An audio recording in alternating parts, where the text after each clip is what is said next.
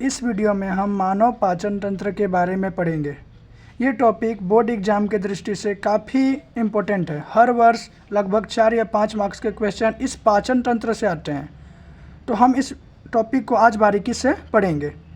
मानव पाचन तंत्र, तो मानव मतलब एक बात तो क्लियर है कि ये जो पाचन होने वाला है ना, मतलब जो हम लोग पाचन तंत्र पढ़ने वाले, ये मानव के बारे में है। ठीक है कि मानव में भोजन का पाचन कैसे होता है। तो पहले हम पाचन का मतलब समझ लेते हैं। पाचन क्या होता है? तो भोजन के बड़े आकार का छोटे आकार में बदलना ही क्या कहलाता है? पाचन कहलाता है। ओके, अच्छा, पाचन करते हैं हम किसका है? भोजन का। खाते क्या हैं? भोजन ना। तो हमारे भोजन में क्या क्या होता है? देखो, हम अगर भोजन खाते हैं तो हमारे भोजन में 5 चीज़ें होती हैं। एक तो कार्बोहाइड्रेट, वसा, प्रोटीन, खनिज और विटामिन।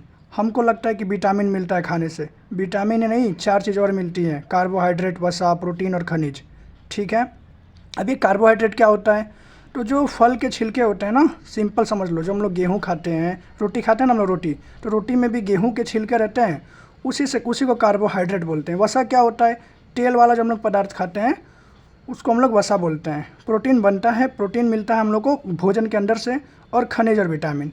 लेकिन यहाँ ध्यान दो, हम लोग ना भोजन जो हमारा पाचन होता है, हमारे भोजन का जो पाचन होता है, उसमें खनिज और विटामिन का पाचन नहीं होता है। क्या होता है? खनिज और विटामिन का पाचन होता ही नहीं है। अब बोलोगे क्यों नहीं होता है? क्योंकि इनका जो आकार है ना, आकार में ये लोग, पता है, आकार में खनिज और विटामिन बहुत छोटे होते हैं। कैसे होते हैं? आकार में बहुत छोटे होते हैं, इसी कारण इनका पाचन नहीं होता है। देखो, पाचन होने का मतलब ही क्या है कि बड़े आकार का छोटे आकार में बदलना ही पाचन कहलाता है। अब ये ऑलरेडी इतने छोटे होते हैं कि इनका पाचन करने की आवश्यकता ही नहीं पड़ती है। तो पहली बात, पाचन में कौन कौन भाग नहीं, मतलब पाचन हमारे भोजन में तो 5 चीज़ें पाई जाती है, बट पाचन किसका किसका नहीं होता है? खनिज और विटामिन का पाचन नहीं होता है।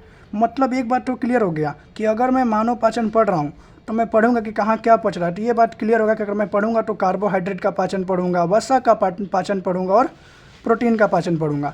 अब हम लोग इस टॉपिक में ना जो पढ़ने जा रहे हैं अभी, इसमें यही कभी देखेंगे कि कार्बोहाइड्रेट का पाचन हो रहा है, कहीं पे देखेंगे वसा का पाचन हो रहा है, और कहीं पे देखेंगे प्रोटीन का पाचन हो रहा है। कभी भी ये नहीं देखेंगे कि खनिज और विटामिन का पाचन हो रहा है। ठीक है, अब यहाँ ध्यान दो, क्या लिखा हुआ है? पाचन तंत्र। तंत्र का मतलब समझो।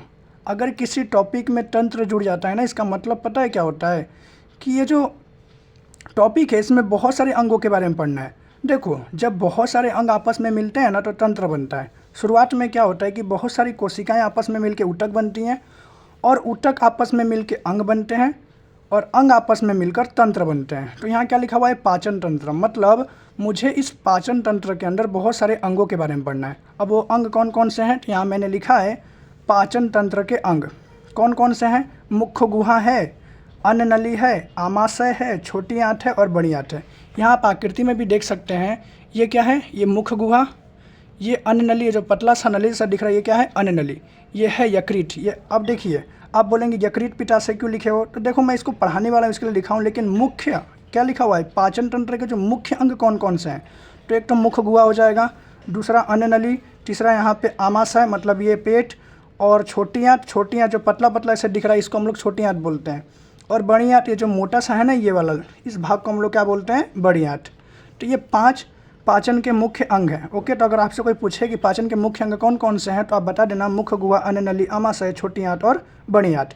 अब हम ना एक एक करके आमाशय में पाचन देखेंगे, मतलब सबसे पहले मुख्य गुहा में पाचन देखेंगे, फिर अन्न नली में पाचन देखेंगे, आमाशय में पाचन देखेंगे, इस प्रकार सब में पाचन एक एक करके देखेंगे। तो सबसे पहले मैं क्या पढ़ाऊँगा आपको?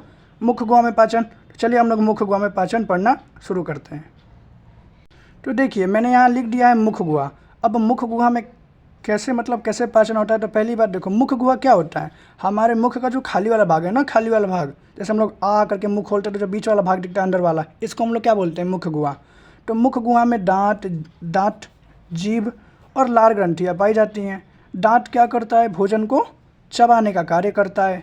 जीभ क्या करता है? तो तुमको पता है कि जीभ क्या करता है? स्वाद लेने का कार्य करता है। बट पाचन में क्या काम करता है? तो पाचन में पता है क्या करता है? जीभ जो है लार ग्रंथि से क्या निकलता है? लार निकलता है। लार ग्रंथि से लार निकलता है। इस लार को भोजन में मिलाने का कार्य कौन करता है? जीभ। क्लियर है? अब लार ग्रंथि से क्या निकलता है? लार रस निकलता है, और उस लार रस में क्या रहता है? एमाइलेज नामक एक एंजाइम रहता है, और वो जो एमाइलेज नामक एंजाइम है वो स्टार्च को माल्टोज में बदल देता है। अब आप बोलोगे कि आपने तो बताया था कि केवल कार्बोहाइड्रेट, वसा और प्रोटीन का ही पाचन होता है, अब ये स्टार्च क्या है? तो देखो, कार्बोहाइड्रेट का ही एक रूप है स्टार्च। कार्बोहाइड्रेट, ग्लूकोज और स्टार्च जो है ना, तीनों एक ही हैं, अलग अलग रूप है। ठीक है, तो मैं यहाँ पे लिखा हूँ कि एमाइलेज क्या करता है, स्टार्च का पाचन करता है और उसको माल्टोज में बदल देता है। कहने का मतलब ये है कि ये पूरी तरह से पचा नहीं है। देखो, पाचन में क्या होता है कि पहले थोड़ा सा छोटा होता है, फिर और छोटा होता है और लास्ट में बहुत छोटा हो जाता है। तो ऐसे अलग अलग जगह पे हल्का हल्का इन लोग का पाचन होते जाता है। तो मुंह में क्या होता है, लार ग्रंथि, लार ग्रंथि से एमाइलेज नामक एंजाइम निकलता है। एमाइलेज नामक एंजाइम क्या करता है, स्टार्च का पाचन करके माल्टोज में उसको बदल देता है। अब आगे हम लोग देखते हैं आगे क्या होता है। देखिए, इस मुख गुहा में, ये जो हमारा मुख गुहा है, यहाँ में तो भोजन का पाचन हुआ, लार ग्रंथियाँ पाई गई। अब यहाँ से भोजन का पाचन हुआ। अब इस यहाँ से भोजन कहाँ जाएगा, यहाँ से भोजन इस अन्न नली में जाएगा कि नहीं जाएगा? जाएगा। हम लोग ने पाचन का दूसरा भाग कौन सा पढ़ा है, दूसरा अंग कौन सा है, अन्न नली। अन्न नली में क्या होता है कि यहाँ से भोजन ना, अन्न नली देख लो पहले। अन्न नली जो होता है वो 8 से 10 इंच का होता है, 8 से 10 इंच लंबा होता है। और इसमें क्रमानुकुचन प्रक्रिया द्वारा भोजन कहाँ चला जाता है, मुख गुहा से भोजन अन्न नली में आता है। और इसमें क्रमानुकुचन प्रक्रिया द्वारा भोजन कहाँ पहुँचता है, आमाशय में। अब क्रमानुकुचन प्रक्रिया क्या होती है, देखो, क्रमानुकुचन का मतलब होता है ऐसे दबते हुए जाएगा, ऐसे यहाँ से दबेगा, मतलब यहाँ भोजन है तो यहाँ पीछे से दबते हुए जाएगा। तो जैसे ही पीछे से ऐसे दबेगा तो आगे बढ़ेगा भोजन, और ऐसे ही ये दबते जाता है और आगे भोजन ऐसे बढ़ते जाता है। और फिर भोजन कहाँ, यहाँ से कहाँ पहुँच जाता है, आमाशय में पहुँच जाएगा। मतलब भोजन जो है अब कहाँ पहुँच जाएगा, आमाशय में। इतना बात क्लियर है?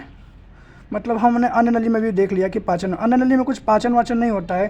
अन्न नली में पाचन हुआ क्या किसी भी चीज़ का? नहीं, एक तो रास्ता है। अन्न नली क्या है, एक रास्ता है जो मुख गुहा से भोजन को कहाँ लेके आ जाता है, आमाशय में। ठीक है, तो अब हम पढ़ेंगे किसको, आमाशय को। देखिए, आपको बोर्ड एग्जाम में क्या पूछता है कि आप पाचन तंत्र जो है ना, इसका आकृति बनाइए और आपसे पूछ लेगा कि आमाशय में पाचन को समझाइए। मुख, और जो मुख गुहा में पाचन हमने आपको पढ़ाया अभी जस्ट यहाँ पे, इसके बारे में पाचन को समझाइए। तो आप हर एक को याद करके रखिए कि मुख गुहा में क्या क्या पाया जाता है, जैसे मैंने पढ़ाया है वैसे याद कीजिए। उसके बाद में हम लोग तीसरा किसको देखने वाले हैं, आमाशय को। अब आमाशय में भोजन का कैसे पाचन होता है, तो सबसे पहले आमाशय। आमाशय में क्या है, आमाशय जो होता है ना, आमाशय में हमारा भोजन 3 घंटे से लगभग 4 घंटों के बीच जो भोजन होता है हमारे आमाशय में रहता है। आमाशय का मतलब पेट, ठीक है ना। पेट का जो आंतरिक वाला भाग होता है ना, अंदर के भाग को आमाशय बोलते हैं। ये इसी को हम लोग क्या बोलते हैं, आमाशय। इसी में भोजन 3 से लेकर 4 घंटे तक रहता है। अब ये जो आमाशय है ना, ये जो आमाशय है, इसके अंदर जठर नामक एक ग्रंथि पाई जाती है। क्या होता है, जठर नामक ग्रंथि। इस जठर नामक ग्रंथि से क्या निकलता है, जठर रस निकलता है। ध्यान दो, आमाशय में क्या पाया जाता है, जठर नामक ग्रंथि, और उस जठर ग्रंथि से क्या निकलेगा, जठर रस। अब उस जठर रस में 3 चीज़ें रहते हैं। किसमें, जठर रस में। एक तो HCl रहता है, हाइड्रोक्लोरिक अम्ल, दूसरा रहता है पेप्सिनोजन, और तीसरा श्लेष्म रहता है। क्या क्या रहते हैं, HCl, पेप्सिनोजन और श्लेष्म। अब हम देखेंगे HCl क्या काम करता है, पेप्सिनोजन क्या कार्य करता है और श्लेष्म। सबसे पहले आमाशय से क्या है, जठर ग्रंथि। आमाशय में क्या है, जठर ग्रंथि, और जठर ग्रंथि से क्या निकला, जठर रस निकला। और जठर रस में क्या क्या थे, HCl, पेप्सिनोजन और श्लेष्म। अब देखो, ये जो HCl है ना, HCl, इसका pH मान 1.2 लगभग 1.2 के बराबर होता है। कितना होता है, 1.2 के बराबर। मतलब ये कैसा है, अम्लीय है। जिसका pH मान 7 से कम होता है वो सब अम्लीय होते हैं, और जिसका pH मान 7 से ज़्यादा होता है वो कैसे होते हैं, क्षारीय। तो इसका pH मान देखो ना, 7 से बहुत कम है, तो ये क्या होगा, बहुत ज़्यादा अम्लीय, बहुत ज़्यादा प्रबल अम्ल है ये। अब HCl क्या करता है, जैसे ही भोजन HCl के संपर्क में आता है, ये भोजन को कैसा बना देता है, अम्लीय। अम्लीय मतलब खट्टा बना देता है। और ये इतना ज़्यादा प्रबल है ना कि ये बैक्टीरियाओं को भी क्या कर देता है, मार देता है। मतलब मैं HCl के कार्य में देख सकता हूँ कि HCl का क्या क्या कार्य है। HCl भोजन को अम्लीय बनाता है, बैक्टीरियाओं को मारता है। और ध्यान दो, ये जो पेप्सिनोजन है ना, पेप्सिनोजन, इसको ये पेप्सिन में बदल देता है। तुमसे कोई पूछेगा क्वेश्चन कि पेप्सिनोजन को पेप्सिन में कौन बदलता है, तो HCl बदलता है। बैक्टीरियाओं को कौन मारता है, HCl। भोजन को अम्लीय कौन बनाता है, तो HCl। HCl का pH मान कितना होता है, 1.2। क्लियर है? अब देखो, यहाँ ध्यान दो, हमने एक बात तो यहाँ पे समझ में आ गया कि जो HCl है ये पेप्सिनोजन को किस में बदल दिया है, पेप्सिन में। तो क्या अब यहाँ पे पेप्सिनोजन बचा नहीं ना, अब ये क्या बन चुका है, पेप्सिन बन चुका है। तो अब हम देखेंगे कि जो पेप्सिन है, पहले तो ये पेप्सिनोजन था, बट जैसे HCl के संपर्क में आता है क्या बन जाता है, पेप्सिन। तो अब ये जो पेप्सिन है, अब ये पेप्सिनोजन नहीं रहा, अब क्या बन गया है, पेप्सिन। पेप्सिन क्या करता है, तो पेप्सिन जो होता है ये प्रोटीन का पाचन करता है। ओके, प्रोटीन का पाचन कौन करता है, पेप्सिन करता है। लास्ट में आता है श्लेष्म। श्लेष्म का क्या काम है, तो श्लेष्म में देखो क्या होता है, श्लेष्म जो होता है वो अमाशय के आंतरिक दीवार को HCl से रक्षा प्रदान करता है। ये क्या होता है ना कि जो HCl इसका pH मान 1.2 होता है, मतलब बहुत ज़्यादा प्रबल होता है, बहुत गर्म होता है ये। तो इसलिए जो ये क्या इसको पता, देखो इसका pH मान बहुत ज़्यादा है। तो ये अगर सोचो ना यार, अगर हमारे पेट में इतना गर्म चीज़ है फिर भी हमको हमारा पेट जलता वलता नहीं है, क्यों नहीं जलता है, क्योंकि पेट का जो आंतरिक परत है ना, वो श्लेष्म, आंतरिक परत पे क्या पाया जाता है, श्लेष्म। अब ये कैसा होता है, श्लेष्म होता है क्षारीय, कैसा होता है, क्षारीय। और ये कैसा है, अम्लीय। और हमको पता है कि जब अम्ल और क्षार आपस में मिलते हैं तो न्यूट्रल हो जाता है, मतलब दोनों का प्रभाव खत्म हो जाता है। ऐसे समझो ये भी एक ये अम्ल है और ये क्षार है। हमको पता है, हमने सेकंड लेसन में पढ़ा है कि अम्ल और क्षार आपस में मिलकर, मतलब अगर अम्ल और क्षार आपस में मिलते हैं तो दोनों नष्ट हो जाते हैं आपस में टकरा के। क्लियर है, तो यही होता है। HCl श्लेष्म क्यों पाया गया, श्लेष्म अगर नहीं रहता हमारे पेट के आंतरिक दीवार पे तो हम लोग का पेट जल जाता। ठीक है, HCl रहना क्यों ज़रूरी है, क्योंकि भाई ये बैक्टीरियाओं को मारता है, पेप्सिनोजन को पेप्सिन में बदलता है, तो ये रहना भी ज़रूरी है। अब रखोगे इसको, पेट में रहना है इसको, तो श्लेष्म भी ज़रूरी है। क्यों, ताकि HCl से हमारा पेट जले नहीं। ठीक है, तो श्लेष्म क्या करता है, आमाशय के आंतरिक दीवार को HCl से रक्षा प्रदान करता है। कभी कभी जब हम लोग को एसिडिटी होता है तो हम लोग को देखते हो, कभी कभी जब ढकार आता है तो एकदम पूरा गला जलने लगता है। तो इस टाइम पे क्या होता है कि जब हमारे भोजन में HCl मिला हुआ रहता है ना, वही पूरा हम लोग को लगता है कि हम लोग खाना तो कुछ और खाए थे, अब इतना जलन क्यों दे रहा है, तो इसकी वजह से होता है, HCl की वजह से। ठीक है, अच्छा एक बार हम लोग शॉर्ट रिवीजन कर लेते हैं। हम लोग ने क्या पढ़ा अभी तक, यहाँ तक में पाचन पढ़ा, किसमें, मानव में पाचन। ठीक है ना, पाचन किसे कहते हैं, तो भोजन के बड़े रूप को छोटे रूप में तोड़ने की क्रिया को हम लोग ने क्या देखा, पाचन कहते हैं। फिर हमने भोजन देखा कि भोजन में क्या क्या मिलता है, तो भोजन में 5 चीज़ मिली थी, याद है, बताइए कौन कौन से। सबसे पहले कार्बोहाइड्रेट, वसा, प्रोटीन, खनिज और विटामिन। क्या खनिज और विटामिन का पाचन होता है, नहीं। क्यों नहीं होता है, क्योंकि आकार में बहुत छोटे होते हैं। उसके बाद में किसका किसका पाचन होता है, तो कार्बोहाइड्रेट का, वसा का और प्रोटीन का पाचन होता है। फिर हमने देखा कि पाचन के मुख्य अंग कौन कौन से हैं, तो हमने देखा पाचन तंत्र के मुख्य अंग हैं जो हैं वो है मुख गुहा, फिर अन्ननली, ऊपर से नीचे आओ ना, मुख गुहा, अन्ननली, यहाँ लिख लो कौन कौन से हैं, मुख गुहा, अन्ननली, आमाशय, ये छोटी आंत और ये बड़ी आंत। अब बोलोगे ये छोटी आंत पहले कैसी है, ये अंदर से आ रही है, देखो यहाँ से ये अंदर से है, पीछे से इसके छोटी आंत फिर बड़ी आंत। ठीक है ना, फिर हमने मुख गुहा में पाचन देखा। मुख गुहा में क्या क्या देखा कि मुख गुहा में कौन कौन पाया जा रहा था, दांत, जीभ और लार ग्रंथि। दांत में क्या था, दांत भोजन को चबाने का कार्य कर रहा था, जीभ लार को भोजन में मिलाने का। और इसमें क्या पाया जा रहा था, लार ग्रंथि। लार ग्रंथि क्या कर रही थी, लार ग्रंथि में एमाइलेज नामक एंजाइम था, और एमाइलेज नामक एंजाइम क्या कर रहा था, भोजन में जो स्टार्च होता है, मतलब स्टार्च को माल्टोज में, स्टार्च का पाचन कर उसे माल्टोज में बदल देता है। उसके बाद भोजन कहाँ आया, छोटी आंत में, मतलब छोटी आंत बोल रहे हैं, सॉरी। उसके बाद भोजन अन्ननली से कहाँ चला गया, आमाशय में। और आमाशय में अभी हम लोग ने जस्ट पाचन देखा ही कि क्या क्या होता है आमाशय में। क्या क्या होता है आमाशय में, सबसे पहले जठर नामक ग्रंथि पाई जाती है। उस जठर नामक ग्रंथि में जठर रस होता है, और उस जठर रस में 3 चीज़ होते हैं, HCl, पेप्सिनोजन और श्लेष्म। HCl का क्या क्या कार्य है, तो पहली बात इसका pH मान 1.2 होता है, मतलब ये भोजन को अम्लीय बना देगा, बैक्टीरियाओं को मारता है। और पेप्सिनोजन, यही वाला पेप्सिनोजन को पेप्सिन में बदल देता है। जब ये पेप्सिनोजन को पेप्सिन में बदल दिया है तो अब में पेप्सिन पढ़ेंगे ना हम लोग, तो पेप्सिन को ये क्या करता है, ये पेप्सिन जो है ये प्रोटीन का पाचन करता है। तुमसे क्वेश्चन पूछा जाएगा प्रोटीन का पाचन कौन करता है, तो पेप्सिन करता है। कहाँ पाया जाता है, आमाशय में पाया जाता है। कहाँ से निकलता है, तो जठर ग्रंथि से निकलता है। ठीक है, श्लेष्म की बात करते हैं। श्लेष्म क्या है, तो तुमको पता है कि आमाशय के आंतरिक दीवार को कौन रक्षा प्रदान करता है, श्लेष्म। किससे रक्षा प्रदान करता है, HCl से। अच्छा, HCl से रक्षा क्यों प्रदान करता है, क्योंकि बहुत गर्म है। कैसे रक्षा प्रदान करता है, क्योंकि ये अम्लीय है और ये कैसा है, क्षारीय। और हमको पता है जब अम्ल और क्षार आपस में मिलते हैं तो क्या होता है, दोनों निष्क्रिय हो जाते हैं, जिससे हमारे पेट को भी कोई नुकसान नहीं होता है। अब ध्यान दो, अब इसके बाद क्या होता है, देखो आमाशय में पाचन हो गया, जिसका जिसका पाचन होना था। किसका पाचन हुआ आमाशय में? प्रोटीन का पाचन हुआ ना, आमाशय में प्रोटीन का पाचन हुआ। अब ध्यान दो, आमाशय से भोजन कहाँ जाएगा? ये जो आमाशय है यहाँ से भोजन कहाँ जाएगा? छोटी आंत में।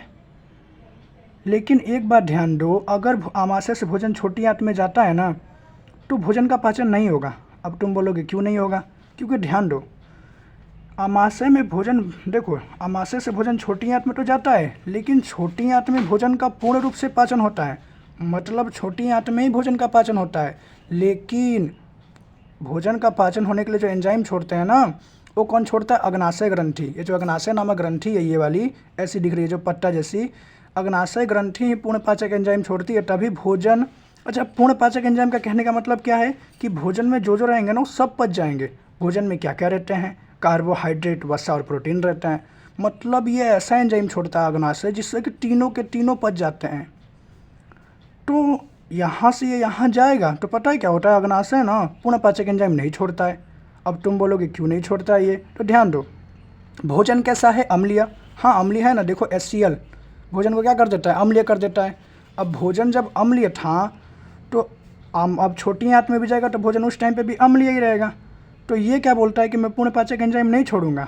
अब क्यों नहीं छोड़ेगा? क्योंकि इसको ना क्षारीय भोजन पसंद है, इसको अम्लीय भोजन पसंद नहीं है। ये बोलता है कि मैं पूर्ण पाचक एंजाइम तभी छोड़ूंगा जब भोजन कैसा हो? क्षारीय हो। अब प्रॉब्लम ये है कि भोजन क्षारीय कहाँ से हो?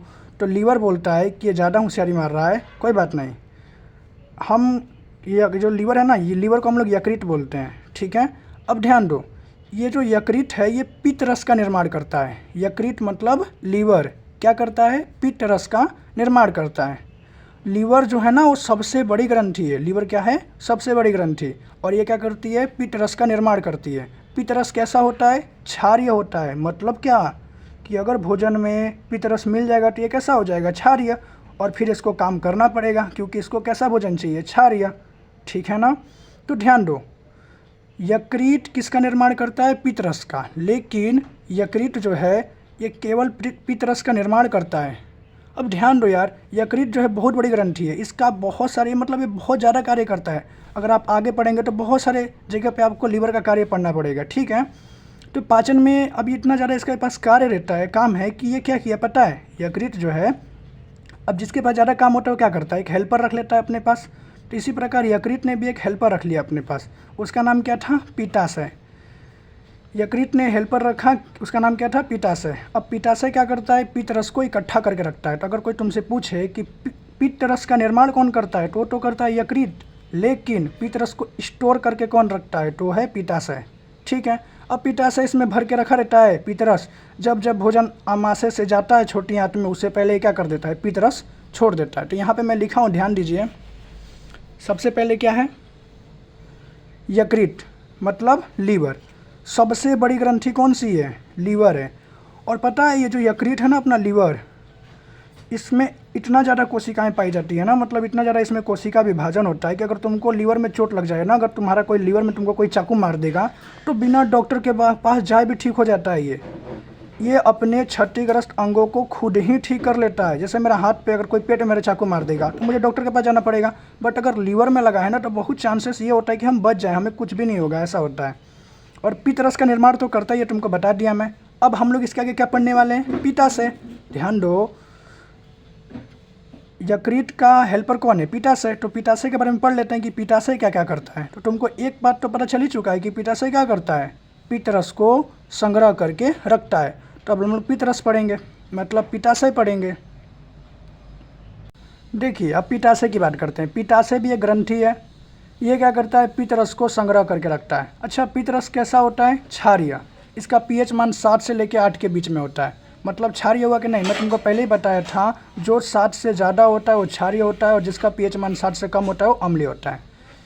ये करता क्या है? तो भोजन को क्षारीय कर देगा। वसा के जो बड़े आकार हैं उसको छोटे आकार में तोड़ता है। ध्यान दो, इसमें किसका पाचन हो रहा है? ये किसका पाचन करता है? वसा का। वसा के बड़े आकार को छोटे आकार में तोड़ता है। इसी क्रिया को पाइसीकरण कहते हैं। तुमसे पूछता है एग्जाम में पाइसीकरण क्या होता है, तो तुम बता देना कि पित्ताशय द्वारा छोड़ा गया पित्त रस वसा के बड़े आकार को छोटे आकार में तोड़ देता है। इसी क्रिया को हम लोग क्या कहते हैं? पाइसीकरण।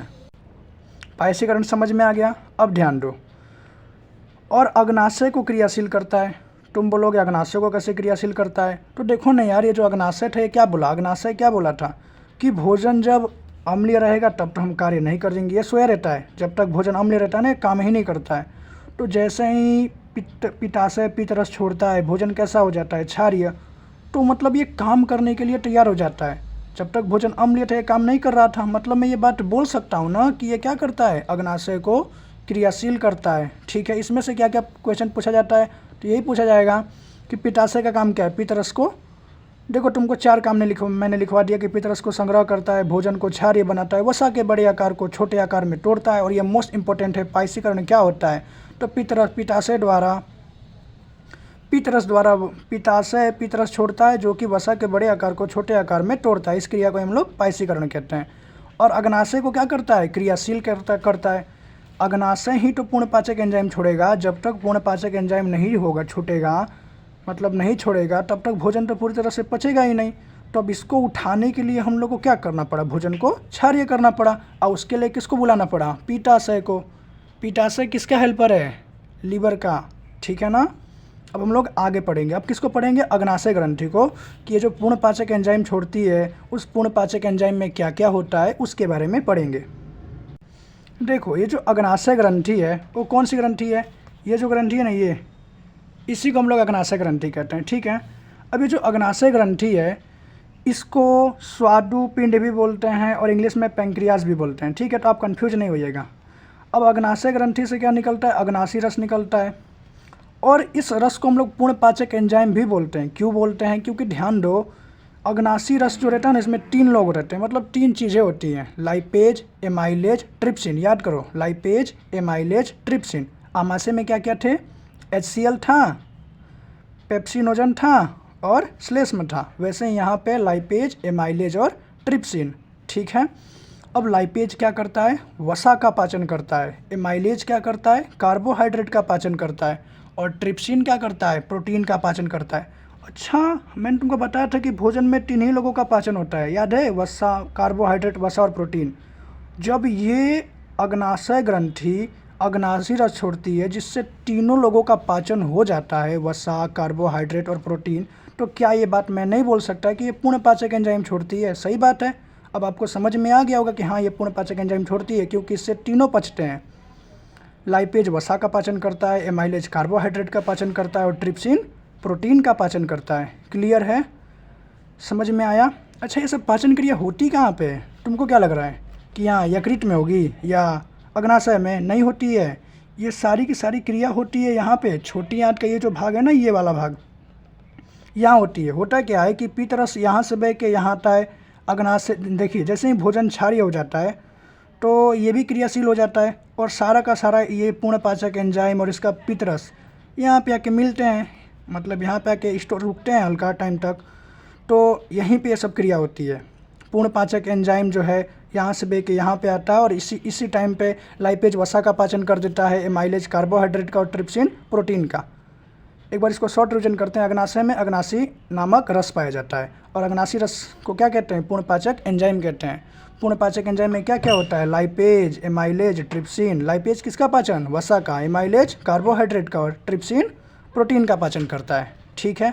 अच्छा ध्यान दो, हमने मुख गुहा में पाचन देख लिया, अन्न नली में तो पाचन होता ही नहीं है, तो एक मार्ग है। आमाशय में भी पाचन देख लिया, अब किसको देखेंगे, छोटी आंत में पाचन, और उसके बाद में बड़ी आंत में पाचन। उसके बाद में ये पाचन चैप्टर खत्म हो जाएगा, जो पाचन टॉपिक है ये खत्म हो जाएगा। तो इसके बाद हम लोग किसको देखेंगे, छोटी आंत में पाचन। तो स्टार्ट करते हैं छोटी आंत। देखिए छोटी आंत में पाचन क्या है, क्या होता है कि ये भोजन जब यहाँ से इधर पे आता है, तो ये जो छोटी आंत है ना, इससे 8 रस निकलता है। कौन सा रस, छोटी आंत से 8 रस निकलता है। अब ये जो 8 रस है ना, ये वसा को फैटी एसिड में, अब तुम बोलोगे कि अभी तो वसा का यहाँ पाचन हुआ था। मैं तुमको पहले ही बता चुका हूँ कि पाचन का ये मतलब है कि छोटे छोटे आकार में टूटते जाना। पहले तो इसका पाचन, वसा का पाचन एक बार ये भी तो किया था, पित्ताशय, याद है, पित्ताशय भी तो एक बार वसा का पाचन किया था। ओके ना, किया था, इसी क्रिया को तो पाइसीकरण कहते थे। तो ध्यान दो, होता क्या है ना कि किसी भी चीज़ को हर एक अंग थोड़ा थोड़ा पचाते हैं, जिससे धीरे धीरे पूर्ण पाचन हो जाता है ये सब चीज़ों का। एक ही चीज़ का 2-3 बार पाचन होता है, मतलब पहले वो हल्का सा पचता है, थोड़े टाइम बाद हल्का सा पचता है। तो इसी प्रकार वसा, तो ये जो 8 रस है, ध्यान दो, 8 रस वसा को किस में बदल देता है इस बार? फैटी एसिड में। इस बार ये इसका पूरा पाचन कर देते हैं। 8 रस वसा का पूरा पाचन कर देता है और वसा को किस में बदल देता है? फैटी एसिड में। और यही 8 रस कार्बोहाइड्रेट को किस में बदल देता है? कार्बोहाइड्रेट को बदल देता है ग्लूकोज में। इसका रासायनिक सूत्र क्या होता है? C6H12O6। इसको याद रखा करो, हाँ, ये एग्जाम में पूछ लेता है कभी कभी। प्रोटीन की बात करते हैं। जो प्रोटीन होता है, ये जो 8 रस होता है, ये प्रोटीन को एमिनो एसिड में बदल देता है। किस में बदलता है? एमिनो एसिड में। ये लास्ट स्टेज है पाचन का, मतलब फैटी एसिड, ग्लूकोज और अमीनो एसिड। अब इसका पाचन नहीं होता है, मतलब इसके आगे अब कहीं पे इन लोगों का पाचन नहीं होगा। छोटी आंत से क्या निकलेगा? 8 रस। 8 रस में क्या क्या 8 रस क्या क्या कार्य करता है? तो वसा को फैटी एसिड में बदल देता है, कार्बोहाइड्रेट को ग्लूकोज में बदल देता है और प्रोटीन को एमिनो एसिड में बदल देता है। क्लियर है? अब एक और बात, जो छोटी आंत होती है ना, ये 6 से लेकर 7 मीटर लंबी होती है। सबसे लंबी आंत, इसका नाम है छोटी आंत, लेकिन यह है सबसे बड़ी आंत। क्लियर है? सबसे बड़ी आंत कौन सी है? छोटी आंत कोई सब लंबाई में छोटी आंत बड़ी आंत, ये जो बड़ी आंत है ना, बड़ी आंत, ये जो बड़ी आंत है मोटा वाला, इससे ज़्यादा लंबी ये छोटी आंत होती है। कितनी होती है?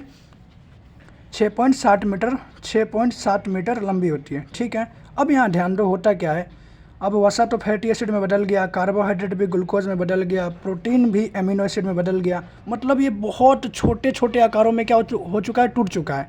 अब क्या होगा कि अब यहाँ से भोजन जो है, अब यहाँ भोजन में मौजूद पदार्थों का आकार इतना छोटा हो चुका है ना, अब ये सब यहाँ पहुँच जाते हैं, मतलब ये 8 रस से पच के भोजन, 8 रस से भोजन पच के कहाँ पहुँच जाते हैं? यहाँ लास्ट जगह पे। छोटी आंत का लास्ट भाग यही है, ये वाला। इसमें तुमको कुछ कांटेनुमा संरचना दिख रहा होगा। ओके, इस कांटेनुमा संरचना ऐसा दिख रहा है, ऐसा, ये है ना, ये दीर्घरोम बोलते हैं इसे, हम क्या कहते हैं? दीर्घरोम। इसके मुंह पे ना हल्का गोल गोल ऐसे संरचनाएं होती हैं। अब ये क्या करते हैं दीर्घरोम? ये जो पोषक तत्व है ना छोटी आंत में, भोजन में मौजूद जो पोषक तत्व हैं, कौन कौन से पोषक तत्व? यही पोषक तत्व, फैटी एसिड, ग्लूकोज और एमिनो एसिड, इनको ये क्या कर लेते हैं? सोख लेते हैं और शोषण कर लेते हैं। छोटी आंत में छोटी आंत के आंतरिक भाग में क्या पाए जाते हैं? दीर्घरोम। और ये पोषक तत्वों को क्या कर लेते हैं? अवशोषण कर लेते हैं। ठीक है, अब देखो, ये दीर्घरोम द्वारा पोषक तत्वों को अवशोषण कर लेते हैं और इन पोषक तत्वों को अवशोषण करके कहाँ पहुँचा देते हैं? कोशिकाओं में। और कोशिका इन पोषक तत्वों का उपयोग करके क्या बनाती है? ऊर्जा। इसलिए भोजन खाने के बाद, खाना खाने के बाद हम लोग को एनर्जी फील होता है। अब खाना 2 दिन से नहीं खाए रहेंगे तो एनर्जी फील नहीं होता है, क्योंकि इनको पोषक तत्व मिलता नहीं है, कोशिकाओं को पहुँचाते नहीं और कोशिका ऊर्जा नहीं बनाती है। तो जो उपवास रहता है वो काम बहुत कम करता है, बोलता भी बहुत कम है, क्योंकि उसको पता तो है कि हम खाना नहीं खाएंगे तो पोषक तत्व इस कोशिका को मिलेगा नहीं, और कोशिका को जब पोषक तत्व नहीं मिलेगा तो ऊर्जा नहीं बनेगा। अगर हम ज़्यादा बात कर लिए तो फिर ऊर्जा कहाँ से आएगा? फिर तो खाना खाना पड़ेगा। इसलिए उपवास जो रहते हैं ना, लोग कम बोलते हैं। ठीक है ना, काम भी नहीं करते हैं कोई कोई। तो चलो आगे देखते हैं हम लोग। अब यहाँ ध्यान दो, मतलब जो भोजन था उसमें जो पोषक तत्व थे, अच्छे अच्छे चीज़, सब तो अवशोषित हो गए हैं। बचा क्या है? फालतू चीज़। ठीक है ना, जैसे रस का जो मशीन होता है, जूसर वाला मशीन, उसमें से जूस निकल जाता है तो छिलका बचता है कि नहीं बचता है? बचता है ना। उसी प्रकार अब ये फालतू जो चीज़ है, अउपयोगी चीज़, वो कहाँ जाते हैं? बड़ी आंत में। क्या लिखा हुआ है? अपचित अउपयोगी भोजन कहाँ जाते हैं? बड़ी आंत में। छोटी आंत से अपचित अउपयोगी चीज़ कहाँ पहुँच जाते हैं? बड़ी आंत में पहुँच जाते हैं। ठीक है, अब इस बड़ी आंत में भी एक काम होता है। बड़ी आंत में एक और काम क्या होता है? ये जो भोजन था, इसमें से पोषक तत्व तो अवशोषित हो चुके हैं, लेकिन अभी भी इस भोजन में जल मौजूद है, और इस जल का अवशोषण कौन करता है? बड़ी आंत। तुमसे क्वेश्चन पूछा जाएगा, जल का अवशोषण कौन करता है? तो बड़ी आंत करता है। क्लियर है? अब बड़ी आंत से भोजन ऐसे घूम के, मतलब ये घूमता क्यों ऐसे? ताकि जल का अवशोषण हो सके, मतलब जल को ये बड़ी आंत क्या कर सके? सोख सके। उसके बाद ये भोजन जो है, अपचित अउपयोगी भोजन, ये गुदा मार्ग द्वारा क्या होता है? बाहर निकल जाता है। क्लियर है? यहाँ पे मैं लिखा हूँ गुदा। इस मार्ग द्वारा अउपयोगी भोजन मल के रूप में हमारे शरीर से बाहर निकलता है। इस प्रकार क्या होता है कि हम लोग के शरीर में जो भोजन की जो पाचन की क्रिया है ना वो पूर्ण हो जाती है। उम्मीद है आपको जो हम समझाएं वो आपको समझ में आया होगा। इसका जो इसको आपको एग्ज़ाम में कैसे लिखना है ये तो मैंने आपको ऐसे ग्राफ मतलब नोट्स बना के आपको समझा दिया कि ऐसे से ताकि आपको अच्छे समझ में आए, लेकिन एग्ज़ाम में इसको पॉइंट वाइज पॉइंट कैसे लिखना है इसका जो PDF है मैं डिस्क्रिप्शन में दे दूंगा, आप लोग वहां से देख के अच्छे से लिख लीजिएगा। 4 मार्क्स कंफर्म होता है बोर्ड में, इसका 4 मार्क्स का हर बार पूछता है, इसके लिए मैंने इसको करा दिया है। आप लोग इसको अच्छे से याद कर लीजिएगा। वीडियो देखने के लिए धन्यवाद। मिलेंगे आपसे नेक्स्ट वीडियो में।